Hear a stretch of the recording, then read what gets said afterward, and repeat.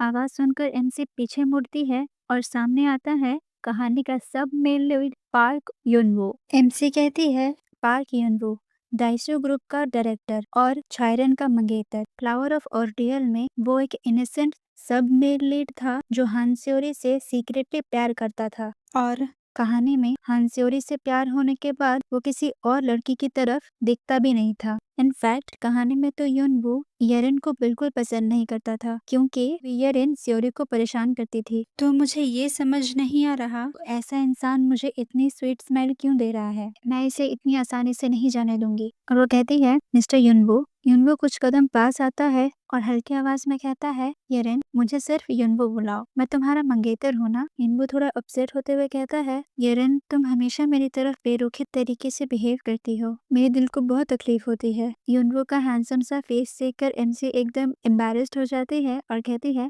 खैर छोड़ो, तुम यहाँ क्या कर रहे हो। जिसपे युनवो कहता है, मैंने सुना कि तुम्हारे साथ आज कुछ बुरा हुआ, मैं वरीड हो गया, इसलिए मैं तुरंत यहाँ आ गया। क्या तुम मुझे थोड़ा टाइम दे सकती हो? चलो एक साथ एक कप कॉफी पीते हैं। एमसी बिना हेजिटेशन के कहती है, मैं बिजी हूँ, मुझे एक मीटिंग की तैयारी करनी है। जिसपे युनवो बात काटते हुए एमसी के करीब आ जाता है और एमसी के बालों को छूते हुए कहता है, जैसा मैंने पहले कहा था, क्या तुम मुझे नहीं देखना चाहती? लेकिन मैं तो सिर्फ तुम्हें देखना चाहता था। एमसी कुछ पलों के लिए रुक जाती है और सोचती है, तुम बहुत बदल गए हो युनवो, ऐसा क्यों कर रहे हो? लेकिन अगर मैं मना कर दूं, जब मेरा फियांसे मुझसे इतनी अच्छी तरह से पूछ रहा है तो ये वियर्ड लगेगा। फिर वो कामली कहती है, ठीक है, बस इस पल के लिए ही सही, लेकिन जल्दी करो, हमें क्विकली वापस भी आना है। ये कहकर एमसी जाने लगती है। वहीं हम दूसरी तरफ देखते हैं कि एमसी के वहां से जाते ही युनवो के चेहरे का एक्सप्रेशन एकदम अजीब हो जाता है, जैसे वो कुछ प्लानिंग कर रहा हो। फिर हम कैफेटेरिया में देखते हैं जहाँ एमसी और युनवो कॉफी पी रहे होते हैं। युनवो बड़े ही प्लेफुल टोन में कहता है,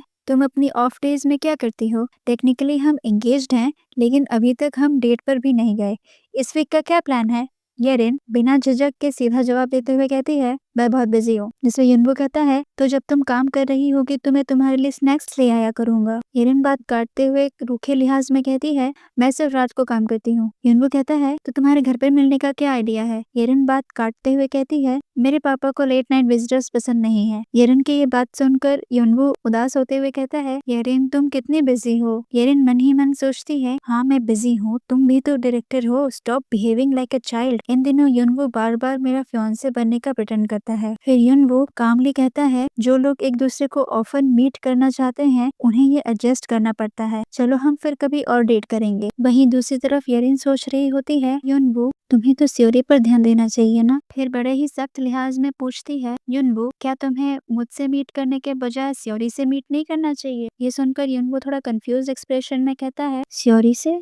लेकिन क्यों? जिसपे येरिन कहती है, क्यों नहीं, अगर सेओरी की माँ कंपनी में आकर केओस कर रही है तो जरूर कुछ बड़ा हुआ होगा ना। युनवो का रिएक्शन अचानक से कोल्ड और इनडिफरेंट हो जाता है और वो बिना अपनी इमोशंस दिखाए कामली कहता है, हाँ तो। ये देखकर येरिन को अचानक से शॉक लगता है। उसने सोचा था कि युनवो सेओरी के लिए बहुत केयरिंग होगा, लेकिन उसका रिएक्शन बिल्कुल ही अनएक्सपेक्टेड था। फिर युनवो कहता है, मैं ये नहीं कह रहा कि मुझे सेओरी की चिंता नहीं है, लेकिन मेरे लिए तुम ज्यादा इम्पोर्टेंट हो। और वैसे भी कि ये ज्यादा सही नहीं है कि कोई अपने फियांसे को पहले देखे जो मुश्किल में है। हम बाद में सेओरी की सिचुएशन के बारे में जान सकते हैं। येरिन बड़े कामले कहती है, हाँ वो तो है। फिर सोचने लगती है, युनवो इसके बारे में गलत तो नहीं है, लेकिन फिर भी क्या तुम वरी नहीं करोगे अगर तुम जिससे प्यार करते हो वो ऐसी सिचुएशन में हो? खैर, क्योंकि कोई स्पेसिफिक डिटेल्स नहीं थे, शायद ये करना ठीक ही होगा। ये सब सोचकर येरिन युनवो को अब्सॉर्ब कर रही होती है, जिसको देखकर युनवो कहता है,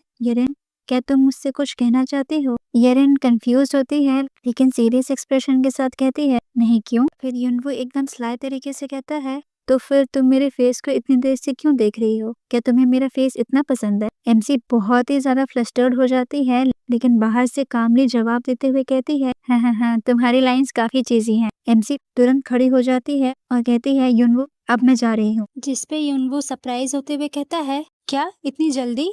जिसपे येरिन कहती है, हाँ मैंने पहले ही कहा था कि मुझे जल्दी जाना है। एनीवेज कॉफी के लिए थैंक यू। ये बोलकर येरिन तुरंत वहां से अपना चेहरा छुपाते हुए निकल जाती है। येरिन के जाते ही युनवो का एक्सप्रेशन फिर से कोल्ड और इनडिफरेंट हो जाता है। वहीं दूसरी तरफ येरिन तेज कदमों से अपनी ऑफिस की तरफ बढ़ती है। उसके चीक्स अभी भी फ्लश्ड होते हैं और वो अपना माथा पकड़ते हुए हल्की सी साय करती है और सोचती है you know, he is really a useless and indecisive guy. वो एक स्नेक है या फॉक्स? तभी उसकी नजर टीम 3 की मार्केटिंग असिस्टेंट यूजिन पर पड़ती है, जो उसके ऑफिस के बाहर खड़ी होती है। यूरिन कहती है, असिस्टेंट तुम यहाँ? यूजिन सुबह के किमची वाले हादसे को पॉइंट आउट करते हुए कहती है, मैनेजर आज आपकी सुबह काफी टफ थी। यूरिन हल्के से स्कॉफ करते हुए जवाब देती है, आज सुबह की मॉर्निंग मीटिंग मिनट्स मुझे मेरे डेस्क पर नहीं मिली। क्या वो अभी तक पेंडिंग है? ये सुनकर यूजिन थोड़ा नर्वस हो जाती है। वे कहती है, वो जो assistant morning meeting minutes organise कर रही थी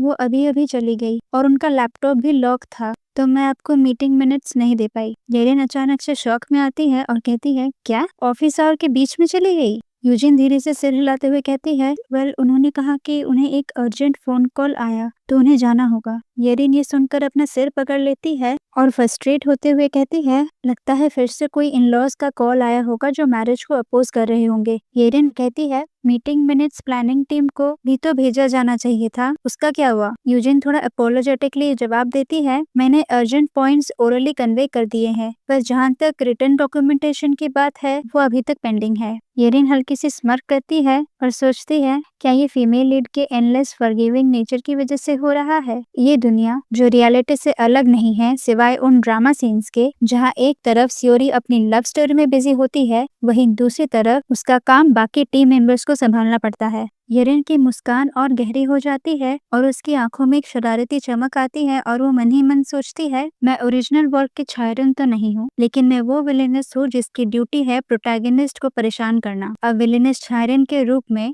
ये वक्त है फीमेल लीड को टॉर्मेंट करने के तरीके को शोकेस करने का। येरिन का ऑरा अब और भी कोल्ड और खतरनाक हो चुकी होती है और वो कहती है, असिस्टेंट अब मैं खुद मार्केटिंग टीम के पास जाऊंगी, सारे टीम मेंबर्स को इमीडिएटली समन करो।